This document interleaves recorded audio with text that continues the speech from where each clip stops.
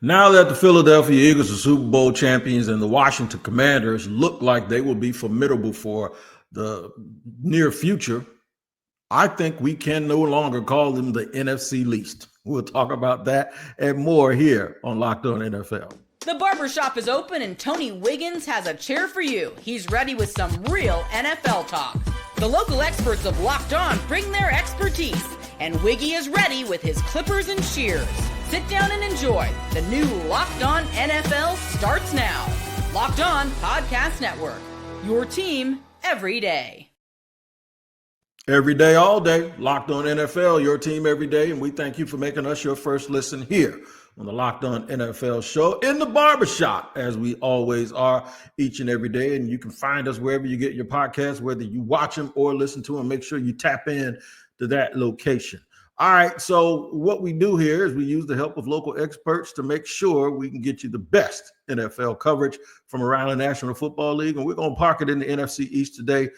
I have my brother, David Harrison, Locked On Commanders, Locked On Squad Shows, NFL Squad Shows, all of that stuff. He's here to break it down for you. Here's where we're going to end up. Washington is improving, but what's next? I'm going to give David a scenario where he can multiple choice. It's A, B, or C, and he's going to tell us what he thinks the Commanders should do after they've already addressed some needs with the addition of Deebo Samuel. Right in the middle, we're going to talk about the Giants and the Cowboys. Looking up, there ain't nowhere, it could be worse.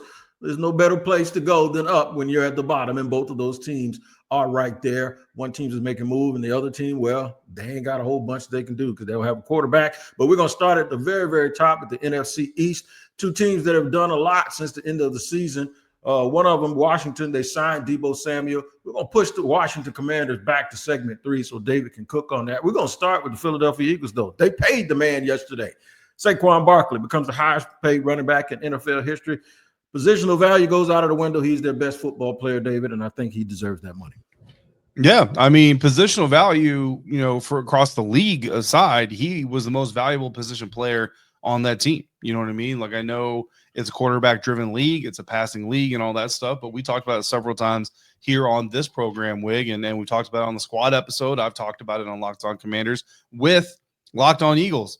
If there's no Saquon Barkley, the Philadelphia Eagles are not Super Bowl champions. At all. If there's no Saquon Barkley, Wig, I'm not sure that the Eagles are a playoff team. Now, I hesitate to say that just because that defense is something else, right? So that defense alone is going to keep them in enough games where they probably win enough games to make the playoffs. But honestly, bro, if there's no Saquon Barkley, I'm telling you right now, the Washington Commanders win the NFC East in 2024. Like, that's how dramatic a shift there is with Saquon Barkley being on that team. And when I say dramatic, but like the Eagles didn't clinch the NFC East until 2 weeks, 2 weeks left in the season. So it's not like they ran away with the thing anyway. But Saquon Barkley, I mean, if you were to evaluate most valuable players for their teams by actual value to their teams and not a quarterback award based off of wins and all those things, it would be Saquon Barkley. Like, Saquon Barkley should have been the MVP.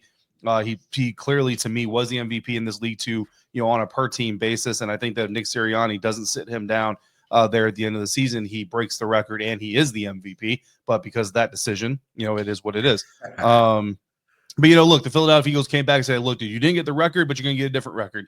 And this record makes you the highest paid running back in NFL history. And that is a pretty cool record all by itself, right? It isn't going to go on your Hall of Fame resume. It's not going to, kids in 2040 aren't going to be like, oh, man, I remember that highlight of Saquon Barkley being the highest paid running back. No, like, you know what I mean? You're not going to have those moments, but Saquon's got plenty of other highlight moments on his highlight reel, so he'll be okay with all that cash. And, and it's a really good deal for the Eagles, too, to be honest with you, because a lot of people are already starting to talk about, like, how are they going to keep this team together and how are they going to keep paying everybody and all this other stuff. And then you levy this contract, and it's like, well, now really, how are you going to pay everybody? Look, the Eagles are projected next year to have over $100 million in salary cap, and they have all their key players still under contract for that season. Now, some of that's going to go away because they got to fill out their roster, sign some new deals, and do things like that. Sure, but there's plenty of cash flow there for Howie Roseman to make some smart moves. The key there is to make some smart moves, right? And you look at the Saquon Barkley deal. Honestly, it's a great deal for Saquon, like we talked about up front. Gives him a lot of cash right up front, rewards him for everything that he did for the Eagles, but it also kind of shelters the Philadelphia Eagles because you're really kind of just making a bet that Saquon is going to be this good again in 2025. If he's not that good again in 2025, you can start to move on from him as early as 2026. So it's a win-win for the Eagles. They get a lot of good pub. Every running back in the National Football League is now going to look at the Eagles as the benchmark for how you treat running backs, and that's only going to put pressure on all the other teams in the NFL, which is exactly what Roseman wants to do. It makes Saquon happy, and you know what? It just drives it in a little bit deeper to the New York Giants, man. I mean, if you're the New York Giants right now, watching Saquon hoist that Lombardi, get that $40 million contract, when you just talked about him not being worth, are you really going to have your multi-million-dollar contract quarterback handed off to Saquon Barkley? You are out of your stinking mind for not making that deal in the first place. This just drives it home even harder across the division. So, I mean, there's just no reason for the Eagles not to do it, and it doesn't do anything to handcuff them for their future. So it's another great win for Howie Roseman. We're going to hear from Louis Dibiase with Locked On Eagles in just a second, but I'll tell you what it means. We can say in 2040, nobody's going to be talking about it. I tell you what, though, those cheesesteaks, that's a Japanese A5 now. That's what I want. I don't want any shaved sirloin. I don't want none of that flank steak. No, we're going with A5 on those cheesesteaks. Here's my man, Lou Dibiase, real quick from Locked On Eagles. So the Philadelphia Eagles just made Saquon Barkley the highest paid running back in NFL history, agreeing to a 2-year contract extension worth over $41 million, $20 a year annually, over $20 million a year, $36 million guaranteed. What an insane time to be an Eagles fan. A year ago today, you would have said there's never a chance Howie Roseman would ever pay a running back anything that's worth over a 1-year minimum contract. And now he makes a running back the highest paid player at his position ever. But it's a really cool story. And again, it's proof that Howie Roseman's strongest trait is being creative, being open-minded, changing his philosophies, zigging when the rest of the league zags. And this move helped him win a championship, going in on the running back position, the perfect player at the perfect time, won him a title in 2024. The running back position kind of getting revived. What a cool story for Saquon and the position as a whole. This is a big win for running backs out there. It is a big win for running backs, and I'm going to double down here, Dave. I'm going to tell you what I think the Eagles are going to do. They're either going to give more of a role next year. They're going to stretch Saquon out. They ain't going to let him. He probably ain't running for 2,000 yards next year. Probably run for 1,700 because I think they're going to give him a blow. They're either going to use that kid from Clemson that you saw in the Rams. He busted out late in that game. They're going to either give him more carries, or don't be surprised if they take somebody in the third round like a little Cam Scatterboo. That can be can you imagine him in a Philly uniform, just getting 6 touches a game, dragging people all over the place as like a little folk hero up there? Can you imagine Dylan Sampson, fast and quick, being a change of pace, what is already a good running team in Philadelphia? So I think the rich are going to get richer, but the Philadelphia Eagles are absolutely killing it right now. They're doing the right thing. And all of these things are possible because they keep drafting dudes that are actually highly productive on rookie deals. I think that is a big, big, big thing, like Cam Jurgens. People don't realize they drafted Cam Jurgens a couple of years ago, and he steps in and they don't even miss a Hall of Fame on the offensive line. I think drafting well allows them to pay people, and that's why all of their premium position players are getting paid at the right time. Yeah, no, I think you're absolutely dead on there. I don't know why you got to hurt me by putting Cam Scatterboo in an Eagles jersey right now, but hey man, it is what it is. We're gonna roll through with the show. But listen, you're on the right track, right? Yeah. I mean, Cam Scatterboo, Quinshon Judkins, Trevion Henderson. I mean, it gets on your nerves, doesn't it? Doesn't it get on your nerves, man? It just gets on your nerves, dog. That are available that the Eagles could go draft, and you could, I don't know Kenneth Gainwell's current status, you know what I mean, but like you have this combination of guys you can come through with, and yeah, man, like be smart with Saquon Barkley. Understand what history says, right? We've talked about this, Wig.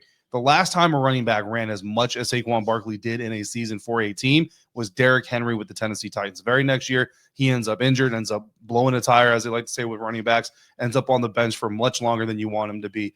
All those types of things. Now, fortunately for Derrick and for the rest of the football watching world, he was able to come back, become Derrick Henry again, reclaim the crown, become the king again.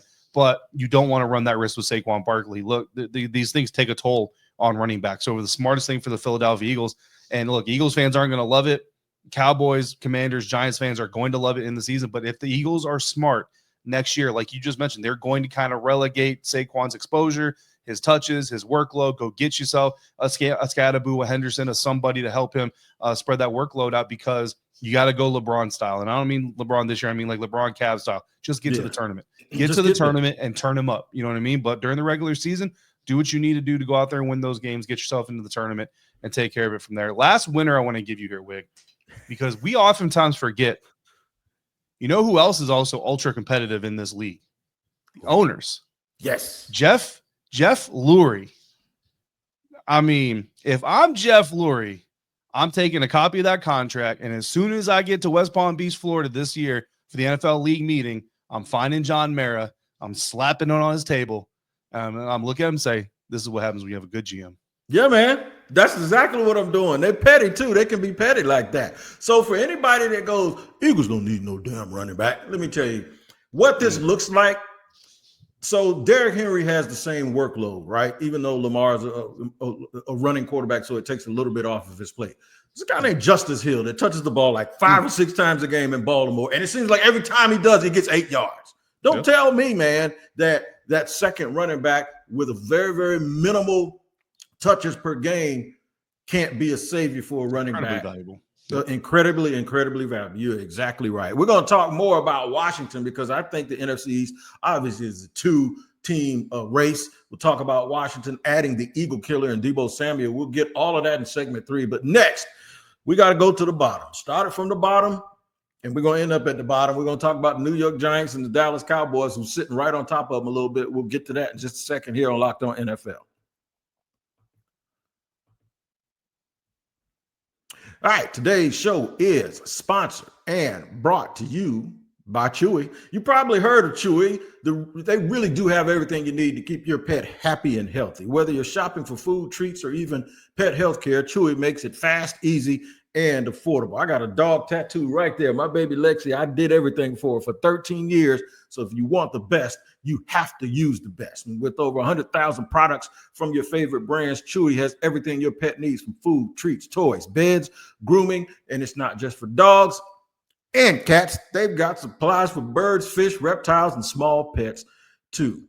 I'm telling you, man, fast, the Chewy order will come just like that as soon as you order. Chewy has everything you need to keep your pet happy and healthy. Right now, you can save $20 on your first order and get shipping by going to chewy.com or clicking the link in the description. Save $20 on your first order with free shipping by clicking the link in the description. Minimum purchase required. New customers only. Terms and conditions apply. See site for complete details. All right, we're rolling along here talking about the NFC East that I can no longer refer to as the NFC least because the Philadelphia Eagles won the Super Bowl in very, very convincing fashion. That's twice in the last 7 years that they have beat people that are in the conversation for being the GOAT coach and the GOAT quarterback of all time. And Washington, they have a very, very big, rich blue sky right in front of them with Jaden Daniels, a team that is blue but doesn't have a whole bunch of blue sky, the New York Giants. And that's because they do not have a quarterback. I'm going to replay a clip that I played a couple of weeks ago because it's absolutely pertinent with the Giants picking number 3. And there's talk that the Titans are zooming in on Cam Ward and that maybe Cleveland is going to zoom in on Shador and the Giants could be left out in the cold without a quarterback. Listen to Patricia Traina talk about the New York Giants. What makes the best sense for the Giants, given the state of this quarterback class, given the state of the free agents class? What would you do at quarterback if you had your druthers? If it was just up to me and my back was not up against the wall and I was guaranteed that I would have a job beyond the 2025 season, I probably would pass on quarterback at number 3 overall. And I know that sounds crazy because it's probably one of the biggest holes in the NFL is the Giants quarterback room right now. They don't have anybody on the roster, let alone a veteran that can compete with a rookie. But with that said, these guys, their backs are up against the wall. They're going to have to show something. And this is why I go back and forth. Are you going to rely on a rookie and rush him into action? Or can you kind of parlay this a little bit with a veteran that can at least get the season off the ground? And maybe you do run into the next version of Baker Mayfield, Geno Smith, Sam Darnold, a former failed face of the franchise that gets revitalized in a new system and in a new environment. I mean, that has to be in the back of their mind because you remember what Brian Daboll said after that win against the Colts is, hey, it's amazing what happens when we have a quarterback that gets the job done, a veteran quarterback that gets the job done. You're going to have a few guys available. So to me, you go after a veteran at some point to help stabilize the ship and increase the floor, raise the floor of this offense. But you have to draft a quarterback at some point. It just doesn't have to be at 3. Yeah, well, I'm on the Shador bandwagon for New York, and I know a lot of people aren't, and they're caught up in the personality. And I'm not going to assume that everybody is caught up on that. Some people may not like his skill set. But I tell you the thing that I do like about him. He's poised. He can definitely handle the media without a problem, right? That won't. And you've seen guys shrink in New York. You've just seen it happen before. He's poised. He has a high football IQ. He has a lot of pride, and he has a real good support system with his family. I just think you can win with somebody like that. I mean, you see Brock Purdy, it's pretty much the same thing, but I think Shador probably does have a little bit more special effects than that. And with the way Daboll loves to design offense, I just think they want somebody who can throw the ball, man, and get the ball where it needs to be. So there's good news and bad news for the New York Giants. Mm-hmm. The bad news is you have to draft a quarterback, like the gentleman said there with Locked On Giants. You have to draft a quarterback. And the best quarterback in this year's draft, Cam Ward, would have been the 5th best quarterback in last year's draft. Would have been after J.J. McCarthy. That's the bad news. The good news is the quarterback drafted after J.J. McCarthy, Bo Nix, had a pretty good year. Yeah. You know what I mean? And I genuinely think if you don't put the Bo Nix rookie season glasses on, if we put Cam Ward in last year's draft, he's after J.J. McCarthy ahead of Bo Nix. I genuinely believe that. So if that is the case and you're the New York Giants, that case study right there tells you these rumors about the Giants trying to trade up to number 1 with the Tennessee Titans. We'll send you Kayvon Thibodeau and draft capital. You send us number 1 in Harold Landry.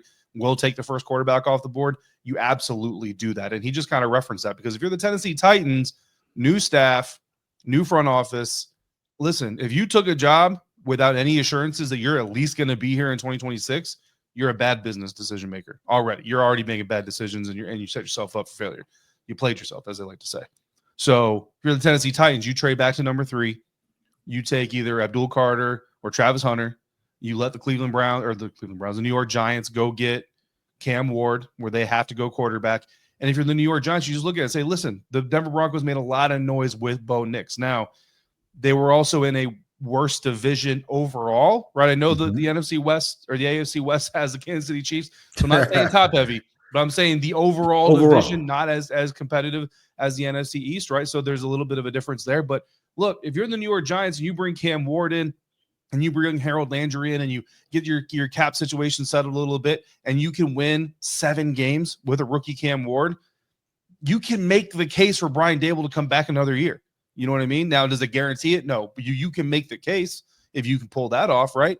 If Tyrone Tracy takes another step forward, Malik Neighbors starts to get, even more utilized, all those things, like there are ways to win 7, maybe 8 games this season with a rookie quarterback and justify bringing you back for another season. But I'll tell you, man, the confidence in Joe Schoen and Brian Daboll has got to be hurt there in New York because this team, and we all saw it, that there's a reason no NFL team was willing to do offseason hard knocks because we all watched in real time the situation unfold where the New York Giants brain trust told the owner, we don't need Saquon Barkley.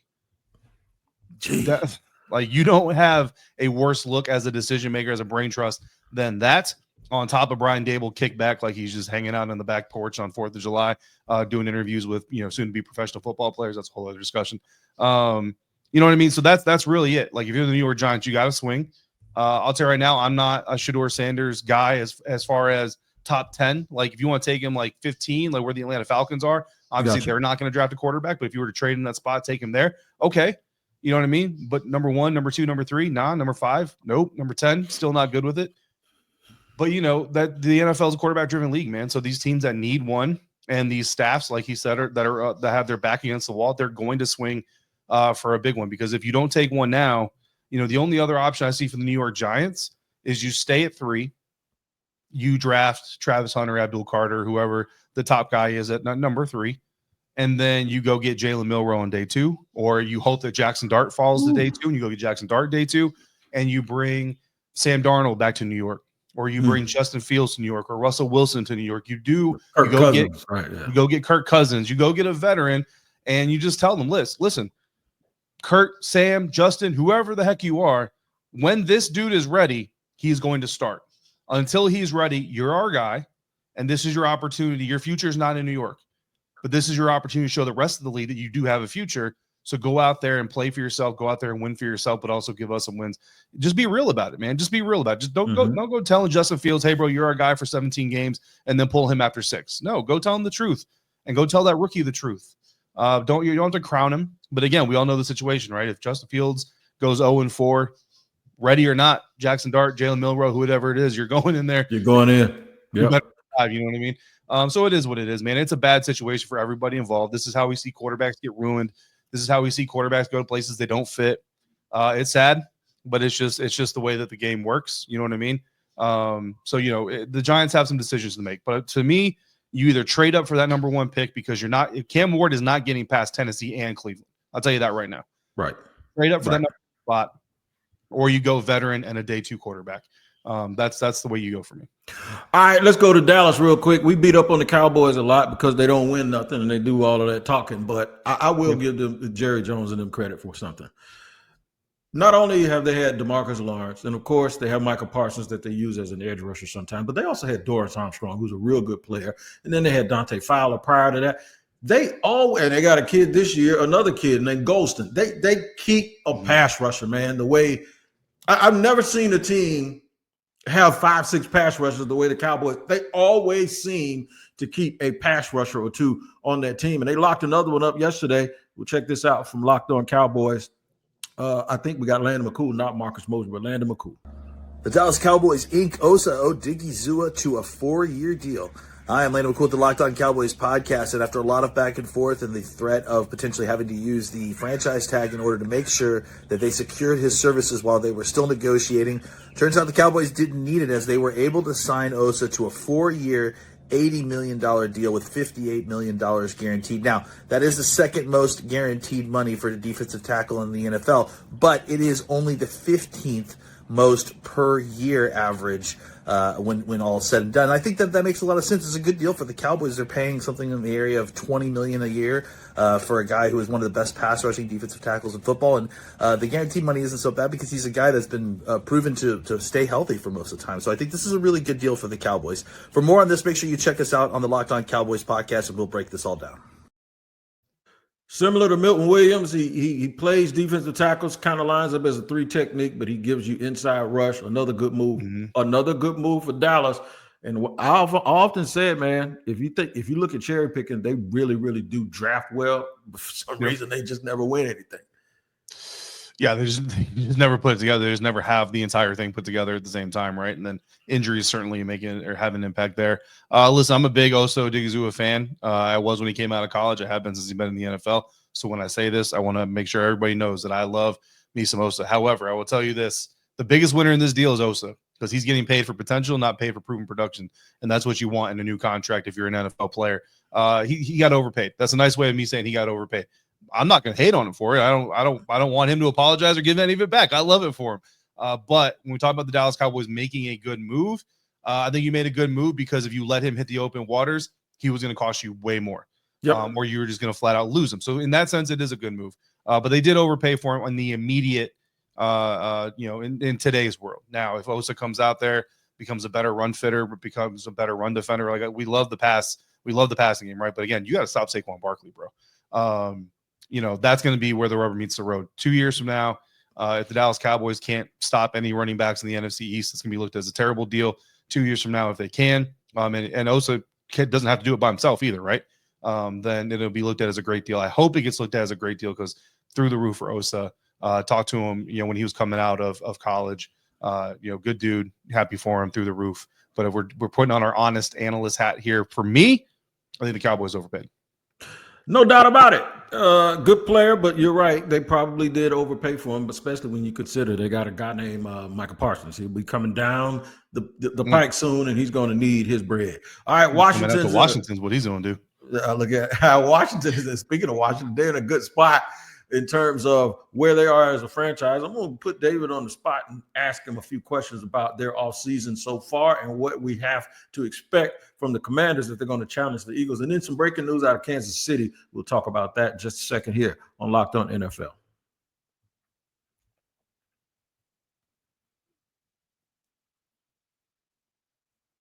All right, the Washington Commanders went and got the Eagle killer.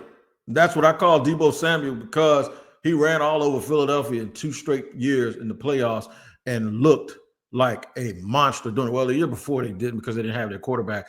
But last year, he has this thing with Philadelphia. So he's now with the Commanders. I think he's probably going to lose some weight. David, can you tell me how you feel about the Deebo Samuel deal? And then I'll ask you what's next for Washington in a multiple choice type of way. Yeah, I mean, I love the Deebo Samuel deal. You know, when Deebo is Deebo, he's one of the most dynamic players in the National Football League. He's a game changer. He's a force multiplier. You know, I've run this through on several interviews since this trade went down. I run it through on Locked On Commanders. I'm just envisioning a scenario where you got Jaden Daniels in the shotgun with a running back to his left, Deebo Samuel and Terry McLaurin lined up left and inline tight end. And I don't even care who you have split wide right, honestly, at this point. It could be Noah Brown. It could be Luke McCaffrey. It could be a rookie. It could be me. At the end of the day, it's not going to matter because you motion Deebo Samuel from left to right at snap motion. He's coming across the quarterback's face. And as a defense, you got to defend Deebo Samuel getting a jet sweep going from left to right. You got to cover Jaden Daniels keeping the ball. You got to cover Terry McLaurin running a slant behind your linebackers, a tight end running a deep post over the middle of the field, and a running back running a wheel route.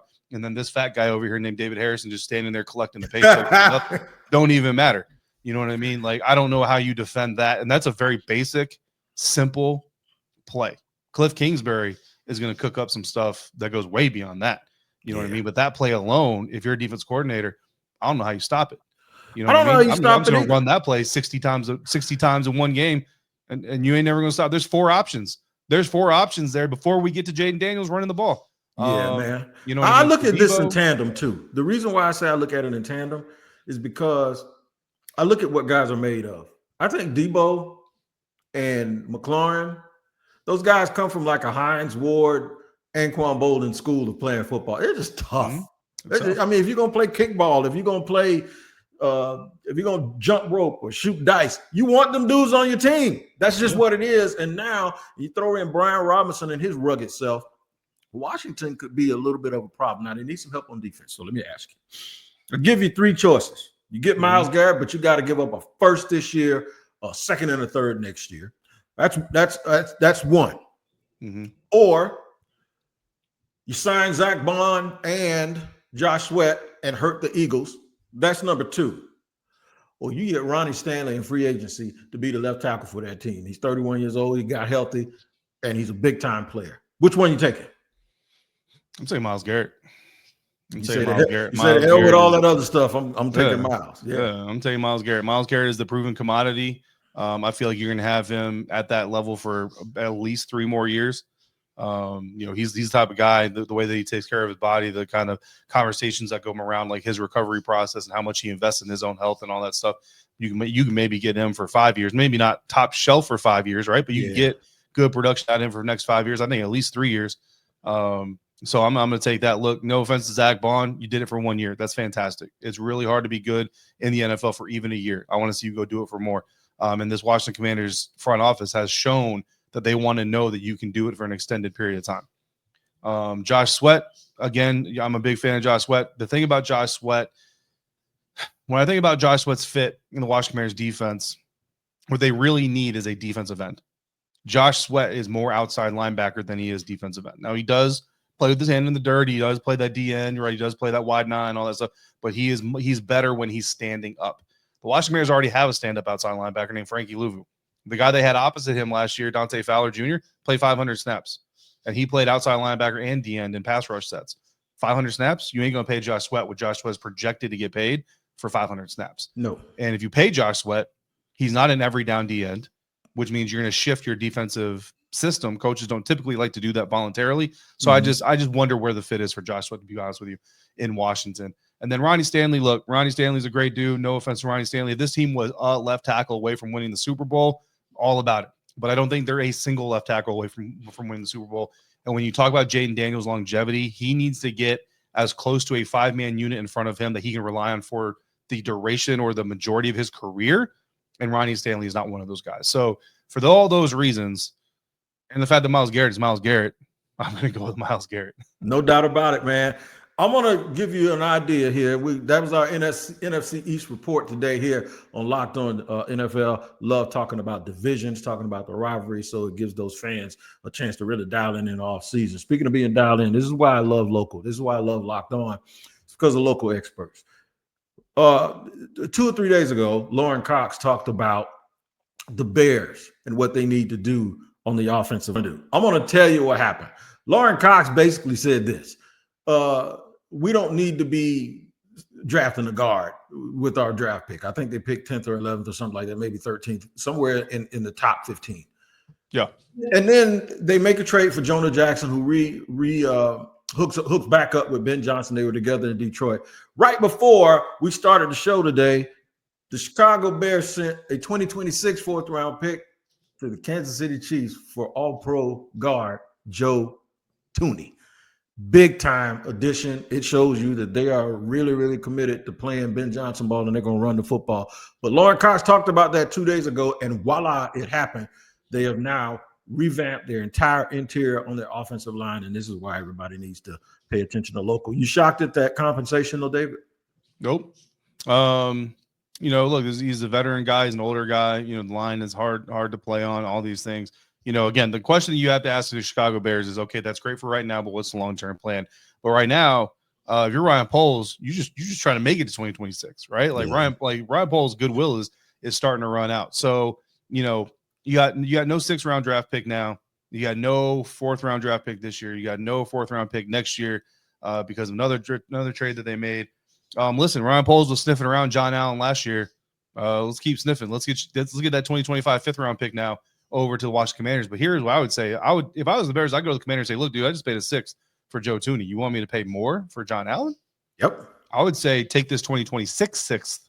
And I'll give you a 2025. I don't even know, man. They're pretty low on draft picks. I might offer them up to the Chicago Bears. I'll give you 2 7ths in 2025 for John Allen right now. And take it or leave it because John Allen's going to be released, I believe, by the beginning of the new league year if they don't. So it's a good move for the Bears because they need it right now. Again, you're talking about a front office with their back against the wall. So that's the kind of move you go out there and make. It's going to hopefully make Caleb Williams look a lot better because I think he's more talented than he was able to show last year in that Chicago Bears offense.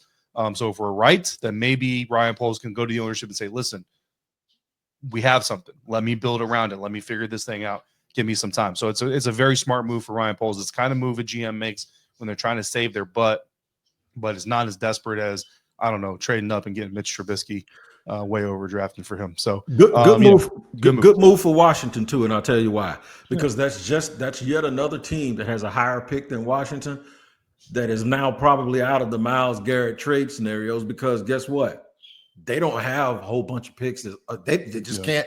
They're going to be totally depleted if they try to trade for Myles Garrett. So it's a good move for Washington. It'll also be a good move for y'all to check out Locked On NFL each and every day. Let me give you one more observation. Come on. If Cam Ward is Bo Nix and the Giants pull off this trade, move up to number 1 and get Cam Ward, there is a possibility that 1 year after signing Dak Prescott to a 4-year, $240 million contract, that the Dallas Cowboys have the worst quarterback in the NFC East. There you go. See, now I gave Dallas some love about 10 minutes ago, and now David just slapped him across the face again. Yeah, man, it's that Washington Dallas thing, man. I'm telling you something else, man. But check out Locked On NFL. That's a good point, though. Check out Locked On NFL each and every day. First with Tyler Rowland in the morning, hits you like a double shot of espresso, and then you come through the barbershop, and we talk about how terrible Dak Prescott is. That's what we do here on Locked On NFL. My man David, he's going to get to it. We will see y'all next Wednesday with David. I'll be back tomorrow, of course, with Chris Carter. We do it every day here on Locked On NFL. Thanks for tuning in. We'll see you next time.